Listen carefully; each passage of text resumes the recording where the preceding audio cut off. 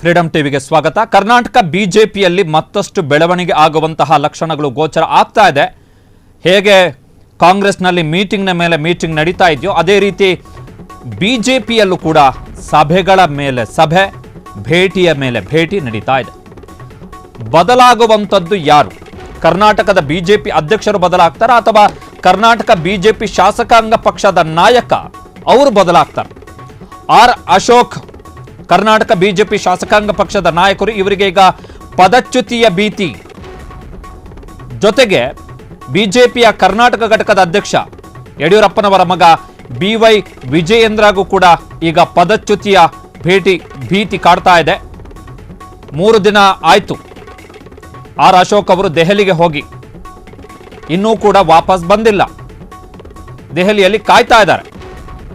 ಇತ್ತ ಆರ್ ಅಶೋಕ್ ಬಳಿಕ ಹೋದಂತಹ BY ವಿಜಯೇಂದ್ರ ಭೇಟಿಯನ್ನು ಮುಗಿಸಿಕೊಂಡು ವಾಪಸ್ ಬಂದಿದ್ದಾರೆ. ಇದರ ನಡುವೆ ಕೇಳಿ ಬರ್ತಾ ಇರುವಂತಹ ಮಾಹಿತಿ ಏನು ಅಂತ ಹೇಳಿದ್ರೆ, ಶಾಸಕಾಂಗ ಪಕ್ಷದ ನಾಯಕ ಸ್ಥಾನ ಅಥವಾ ವಿರೋಧ ಪಕ್ಷದ ನಾಯಕ ಸ್ಥಾನ, ಈ ಸ್ಥಾನಕ್ಕೆ ಆರ್ ಅಶೋಕ್ ಅವರನ್ನು ಕೆಳಗಿಳಿಸಿ ಕಾರ್ಕಳದ ಬಿಜೆಪಿ ಶಾಸಕ ಸುನಿಲ್ ಕುಮಾರ್ ಅವರನ್ನು ತಂದು ಕೂರಿಸಬಹುದು ಎನ್ನುವಂಥದ್ದು ಕೇಳಿ ಬರ್ತಾ ಇರುವಂತಹ ಮಾತು. ಸದ್ಯಕ್ಕೆ ಲಭ್ಯ ಆಗ್ತಿರುವಂತಹ ಮಾಹಿತಿಗಳ ಪ್ರಕಾರ ಆರ್ ಅಶೋಕ್ ಅವರ ಸ್ಥಾನಕ್ಕೆ ಕಾರ್ಕಳ ವಿಧಾನಸಭಾ ಕ್ಷೇತ್ರದ ಶಾಸಕರು, ಮಾಜಿ ಇಂಧನ ಸಚಿವರು ಸುನಿಲ್ ಕುಮಾರ್ ಅವರನ್ನು ತಂದು ಕೂರಿಸಬಹುದು ಅಂತೇಳಿ. ಸೊ ಬಿಗ್ ಡೆವಲಪ್ಮೆಂಟ್ಗೆ ಕರ್ನಾಟಕ ಬಿಜೆಪಿ ಸಾಕ್ಷಿಯಾಗುವಂತಹ ಸಾಧ್ಯತೆಗಳು ಗೋಚರ ಆಗ್ತಾ ಇದ್ದಾವೆ. ಇದು ಜೂನ್ 19ನೇ ತಾರೀಕು, ಅಂದರೆ ಕಳೆದ ವಾರವಷ್ಟೇ ಬಿಜೆಪಿಯ ರಾಷ್ಟ್ರೀಯ ನಾಯಕ, ಕೇಂದ್ರ ಗೃಹ ಸಚಿವ ಅವರು ಅಮಿತ್ ಶಾ ಅವರು ಬೆಂಗಳೂರಿಗೆ ಬಂದಂತಹ ಸಂದರ್ಭದಲ್ಲಿ ತೆಗೆಸಿಕೊಂಡಿರುವಂತಹ ಫೋಟೋಗಳು.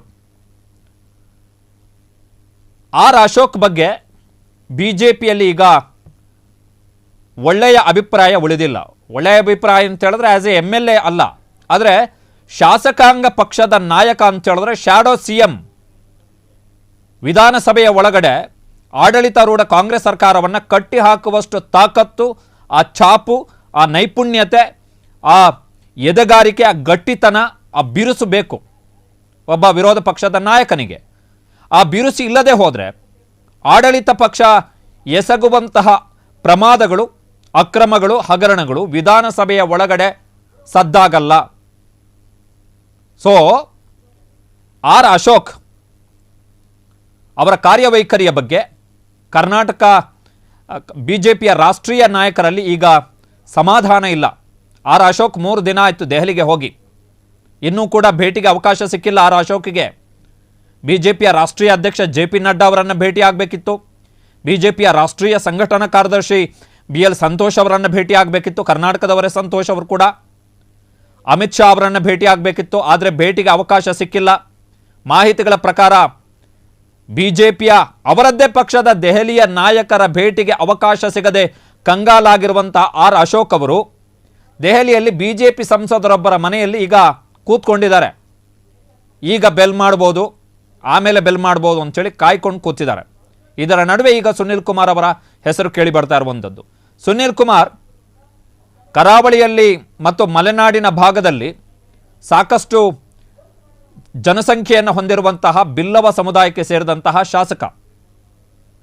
ಸುನಿಲ್ ಕುಮಾರ್ ಅವರಿಗೆ ವಿರೋಧ ಪಕ್ಷದ ನಾಯಕ ಸ್ಥಾನ ಕೊಟ್ಟರೆ ಪಕ್ಷಕ್ಕೆ ಲಾಭ ಆಗತ್ತೆ ಎನ್ನುವಂಥದ್ದು ಸದ್ಯಕ್ಕೆ ನಡೀತಿರುವಂತಹ ಚರ್ಚೆ. ಬಟ್ ಅಷ್ಟು ಸುಲಭ ಇಲ್ಲ. ಸುನಿಲ್ ಕುಮಾರ್ಗೆ ವಿರೋಧ ಪಕ್ಷದ ನಾಯಕ ಸ್ಥಾನ ಕೊಟ್ಟರು ಕೂಡ ಅದರಿಂದ ಬಿಜೆಪಿಗೆ ಅಷ್ಟರ ಮಟ್ಟಿಗೆ ಲಾಭ ಆಗತ್ತೆ ಎನ್ನುವಂತಹ ಅತಿಯಾದಂತಹ ಲೆಕ್ಕಾಚಾರವನ್ನು ಹಾಕಬೇಕಾದಂಥ ಅಗತ್ಯ ಇಲ್ಲ. ಕಾರಣ ಏನು ಅಂತ ಹೇಳಿದ್ರೆ, ದಕ್ಷಿಣ ಕನ್ನಡ ಮತ್ತು ಉಡುಪಿ ಭಾಗದಲ್ಲಿ ಎಲ್ಲಿ ಬಿಲ್ಲವರ ದೊಡ್ಡ ಪ್ರಮಾಣದ ಜನಸಂಖ್ಯೆ ಇದೆಯೋ ಆ ಭಾಗದಲ್ಲಿ ಬಿಜೆಪಿ ಕ್ಲೀನ್ ಸ್ವೀಪ್ ಮಾಡಿದೆ.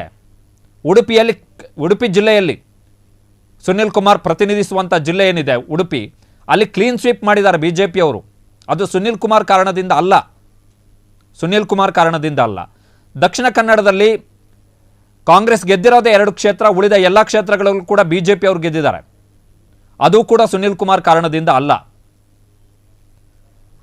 ಬಿಲ್ಲವ ಸಮುದಾಯದ ನಾಯಕ ಎನ್ನುವಂಥ ಕಾರಣಕ್ಕೋಸ್ಕರ ಮಣೆ ಹಾಕಲಿಕ್ಕೆ ಆ ಆಧಾರದಲ್ಲಿ ಇಲ್ಲ. ಆದರೆ ಸಮರ್ಥವಾಗಿ ವಿಧಾನಸಭೆಯ ಒಳಗಡೆ, ಸದನದ ಒಳಗಡೆ ಕಾಂಗ್ರೆಸ್ ಸರ್ಕಾರವನ್ನು ಕಟ್ಟಿ ಹಾಕಲಿಕ್ಕೆ ಸಮರ್ಥರಿರಬಹುದು ಎನ್ನುವಂಥದ್ದು ಒಂದು ಲೆಕ್ಕಾಚಾರ.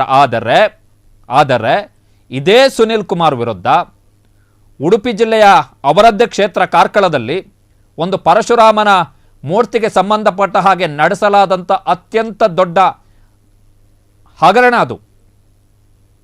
ಆ ಹಗರಣದಲ್ಲಿ ಸುನಿಲ್ ಕುಮಾರ್ ಅವರ ಪಾತ್ರ ಇದೆ ಎನ್ನುವಂಥ ಆರೋಪ ಇದೆ. ಕಾಂಗ್ರೆಸ್ನವರು ತನಿಖೆ ಮಾಡ್ತಿದ್ದಾರೆ, ಕಾಂಗ್ರೆಸ್ ಸರ್ಕಾರದವರು. 2023 ವಿಧಾನಸಭಾ ಚುನಾವಣೆಯಲ್ಲಿ ದಕ್ಷಿಣ ಕನ್ನಡ ಮತ್ತು ಉಡುಪಿ ಜಿಲ್ಲೆಯ ಜನರನ್ನು ಯಾಮಾರಿಸಿ ಮಾಡಲಾದಂತಹ ಯೋಜನೆ ಅದು. ಪರಶುರಾಮನ ಮೂರ್ತಿ ಸ್ಥಾಪನೆ. ಆ ಮೂರ್ತಿ ಇಲ್ಲ ಈಗ ಅಲ್ಲಿ. ಕಾರಣ ಏನು ಅಂತ ಹೇಳಿದ್ರೆ ಅಲ್ಲಿ ಅಳವಡಿಸಿದಂತಹ ಮೂರ್ತಿಯೇ ಕಳಪೆ ಮೂರ್ತಿ. ಸೊ ಅದರಲ್ಲಿ ಸುನಿಲ್ ಕುಮಾರ್ ಅವರ ಪಾತ್ರ ಇದೆ ಅಂಥೇಳಿ ಇಂಧನ ಸಚಿವರಾಗಿದ್ದಂಥವರು ಬಸವರಾಜ ಬೊಮ್ಮಾಯಿ ಅವರ ಸರ್ಕಾರದಲ್ಲಿ, ಜೊತೆಗೆ ಕನ್ನಡ ಮತ್ತು ಸಂಸ್ಕೃತಿ ಇಲಾಖೆಯ ಸಚಿವರಾಗಿದ್ದಂಥವರು ಸುನಿಲ್ ಕುಮಾರ್. ಬಿಲ್ಲವ ಅನ್ನುವ ಕಾರಣಕ್ಕೋಸ್ಕರ ಸುನಿಲ್ ಕುಮಾರ್ ಅವರನ್ನು ಖಂಡಿತ ವಿರೋಧ ಪಕ್ಷದ ನಾಯಕರನ್ನಾಗಿ ಮಾಡಲ್ಲ. ಸದನದ ಒಳಗಡೆ ಆರ್ ಅಶೋಕ್ಗಿಂತ ಬೆಟರ್ ಎನ್ನುವಂಥ ಕಾರಣಕ್ಕೋಸ್ಕರ ಮಾಡಬಹುದು. ಬಟ್ ಸುನಿಲ್ ಕುಮಾರ್ ಜಾಸ್ತಿ ಮಾತಾಡೋಕ್ಕೋದ್ರೆ ಸುನಿಲ್ ಕುಮಾರ್ ವಿರುದ್ಧ ಸುತ್ತಕೊಂಡಿರುವಂಥ ಹಲವು ಹಗರಣಗಳ ಫೈಲುಗಳು ಒಂದೊಂದೇ ಹೊರಬರಬಹುದು. ಎಲ್ಲವೂ ಕೂಡ ಒಂದೊಂದು ಕಡೆ ಚೆಕ್ಮೇಟ್ ಇದೆ. ಆ ಚೆಕ್ಮೇಟನ್ನು ನಿಭಾಯಿಸಬೇಕಷ್ಟೇ ಈಗ ಬಿ ಜೆ ಪಿಯವರು. ಬಟ್ ಬಿ ಜೆ ಪಿಯ ಅನಿವಾರ್ಯತೆ ಇದೆ. ವಿರೋಧ ಪಕ್ಷದ ನಾಯಕ ಮತ್ತು ಕರ್ನಾಟಕ ಬಿ ಜೆ ಪಿಯ ಅಧ್ಯಕ್ಷರು ಇಬ್ಬರನ್ನ ಕೂಡ ಬದಲಾವಣೆ ಮಾಡಬೇಕಾದಂಥ ಅನಿವಾರ್ಯ ಪರಿಸ್ಥಿತಿಯಲ್ಲಿದ್ದಾರೆ ಬಿ ಜೆ ಪಿಯವರು. ಸ್ವತಃ ಕುಮಾರಸ್ವಾಮಿ ಅವರ ಭಾಷೆಯಲ್ಲೇ ಹೇಳೋದಾದರೆ ಹೊಟ್ಟೆ ಉರಿಯುತ್ತೆ.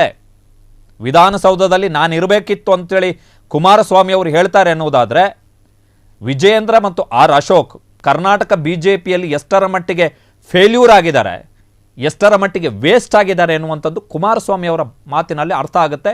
ಕಂಪ್ಲೀಟ್ಲಿ ಅಫೆಕ್ಟ್ಸ್ ಆನ್ 2028 ವಿಧಾನಸಭಾ ಚುನಾವಣೆಯ ಮೇಲೆ.